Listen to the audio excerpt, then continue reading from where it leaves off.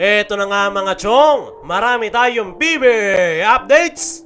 Barangay Ginebra, ready nga ba sa mabigat na laban kontra San Miguel Beermen? James Yap gustong magretiro sa Magnolia Hotshots. Ang naging huling laro nga ng Rain or Shine ngayong conference ay ang possible na huli nating makikita sa PBA. Itong si James Yap dahil plano na nga daw nito na magretiro. At ayon niya mismo kay Snow Badwa ay marami nga daw team sa PBA maging sa MPBL at Japan B-League ay gustong kuhanin ang kanyang serbisyo. Sa ngayon nga mga chong ay malabo na sa Japan B-League ang punta nitong si James Yap dahil kasalukuyan nga siyang counselor ng San Juan.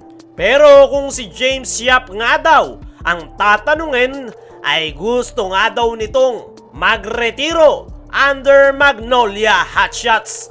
Kahit isang laro nga lang daw ay okay na si James Yap bago siya magretiro. Alam naman nating lahat mga chong na isa si James Yap sa mga naging mukha ng PBA, lalong-lalo na sa Pure Food franchise. Napakalaki nga ng naitulong niya sa kanyang dating koponan, ilang championship, lalong-lalo na ang Grand Slam.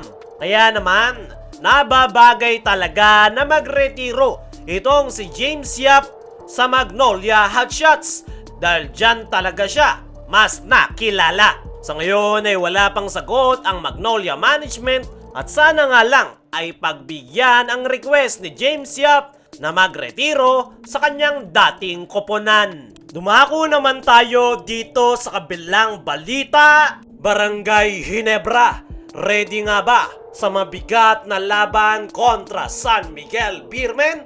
Bago pa magsimula ang kasalukuyang komperensya ay marami ang nagsasabi na hindi kayang umapak ng Barangay Ginebra ng playoffs dahil walang Justin Brownlee dahil sa doping issue na kinakaharap nito. Pero pinatunayan nga ng Barangay Ginebra na kaya nilang mag-advance sa semis kahit walang Justin Brownlee. At this time ay makakatapat nila ang one of the best team sa PBA na San Miguel Beermen. Ang tanong ay handa nga ba ang Barangay Ginebra sa biggest battle ng kanilang koponan ngayong conference? Kung titingnan natin yung performance ng Ginebra kontra Northport Batampier sa kakatapos lang na quarterfinals ay kitang-kita nga na pinaghahandaan na ng Barangay Ginebra ang San Miguel Beermen. Binibigyan na ng more playing time ni Coach Tim Cone itong si Japet Aguilar at Christian Stan Haringer na sabay na naglalaro sa painted area kasama ng kanilang import na si Tony Bishop. Diyan pa lang ay mukhang pine-prepare na ni Coach Tim Cone ang kanyang koponan dahil alam naman nating lahat na napakalaki nga ng lineup ng San Miguel Beermen dahil nandyan na ngang muli si Junmar Fajardo at kanilang import na si Benny Boatwright.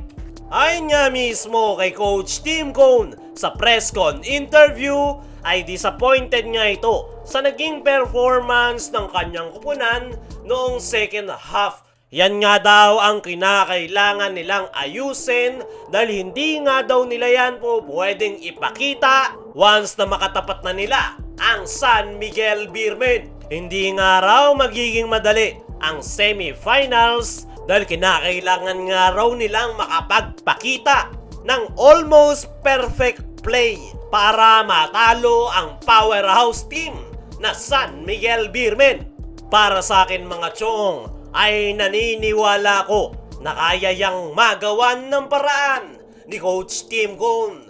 Remember, noong makalaban ng Barangay Ginebra ang Bay Area Dragons sa parehong komperensya ay grabe yung adjustment na ginawa ni Coach Tim Cone. At halos may pagkakapareho nga ng laro ang San Miguel Beermen at Bay Area Dragons. Kaya pwedeng gamitin ni Coach Tim yung defensive scheme na kanilang ipinakita kontra noon sa Bay Area at paniguradong magiging effective yan kontra San Miguel Beermen ngayong semifinals. Ang mga nakikita nga nating possible match-up para makontra ng Ginebra ang SMB ay si Christian Stan Hardinger, ang tututok kay Junmar Fajardo at ang tatao naman kay Benny Boatwright ay hindi lang isa. Pwedeng magpalitan itong si Japet Aguilar,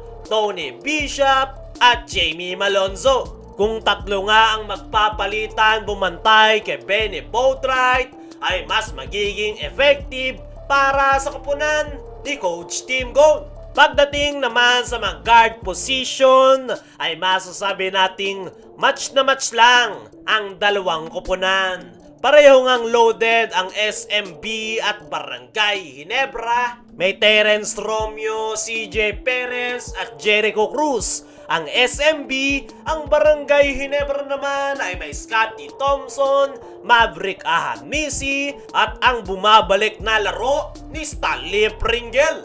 Naniniwala ko mga chong na ang tapatan ng Barangay Ginebra at San Miguel Beermen ang pinaka mahigpit na labanan ngayong conference. At tignan na lang natin kung ano yung magiging mga plano at adjustment ni Coach Tim Cone.